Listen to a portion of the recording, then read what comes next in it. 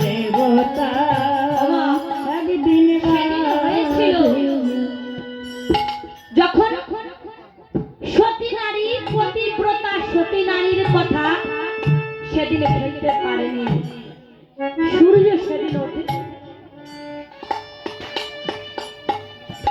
যখন এই ত্রিভুবন মায় আধার হয়ে গেল, তখন বিষ্ণু আমার বলল, সকলে দেবতা একত্র হয়ে বলছে, দয়াময় কেমন অনর্থ হয়েছে বুঝতে পারছি। তা বলেছে, একজন সতী নারী তার প্রতি ভক্তি দ্বারা সূর্য দেবতাকে আজ আটকে দিয়েছে। বাবা দেখুন, ভক্তি ভক্তির জোরে আজ সূর্যকে বাধা পেরে রেখেছে।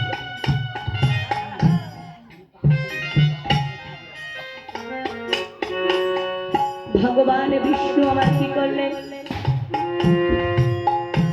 ভগবান বিষ্ণু আজ বলেছে, আমি যাব সেই সতী নারীর কাছে।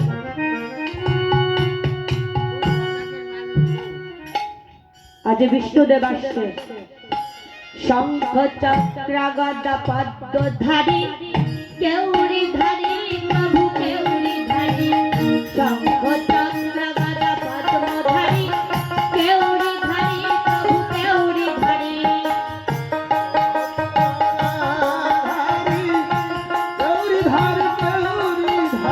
শঙ্খ চক্র গদা পদ্মধারী কেউরি ধারী বাবা কেউরি ধারী। নিতাই গৌর হরিবল হরিবল।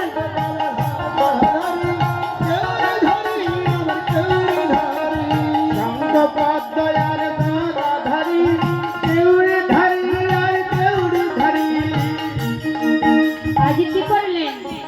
ভগবান বিষ্ণু আমার নর্মদার সম্মুখে এসে একটি বালক রূপ ধারণ করে বলছে, মা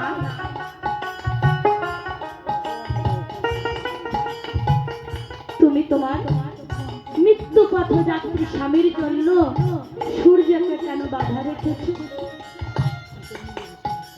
তা বলছে, এই জগতের বুকে স্বামী ছাড়া আমি কাউকে চিনি না, তবে মা বলেছে তাই তোমাকে অভিশাপ করছি না।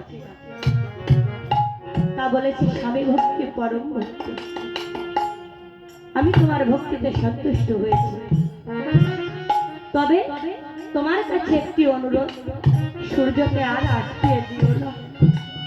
ত্রিভুবনময় আজ আধার হয়ে আছে, তুমি পতিব্রতা সতী নারী, এই জগতের বুকে পতিব্রতা সতী নারীর শক্তি বিনে নারী শক্তির অধীন আর কিছু নেই।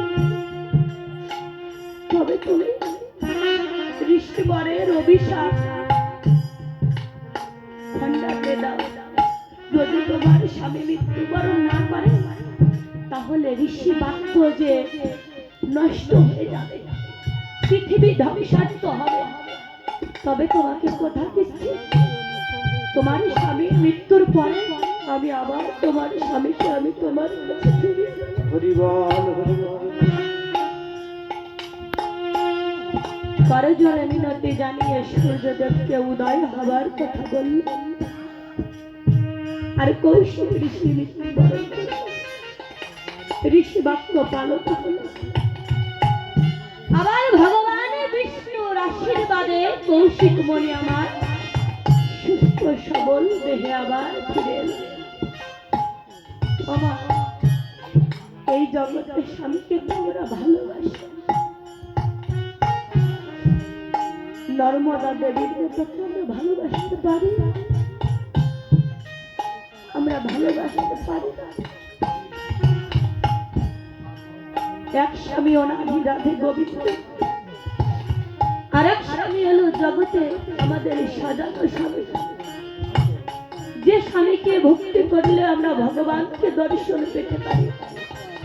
নর্মদার ভক্তি এমন জিতকে শিক্ষা দিয়ে গেছে, ভগবানকে নয়, এই জগৎ স্বামী আমাদের যে স্বামী রূপে আছে, স্বামীকে ভজন করলে সেই অনাদি রাধে গোবিন্দর ভজন করা হয়।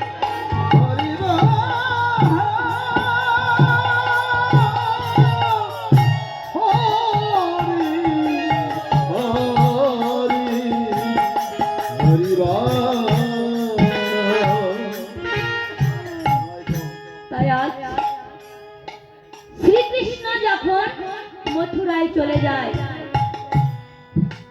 আর বৃন্দাবন আধারে পরিণত হয়। তাই পদকর্তা জ্ঞানদাস কবিরাজ আমার বলেছেন,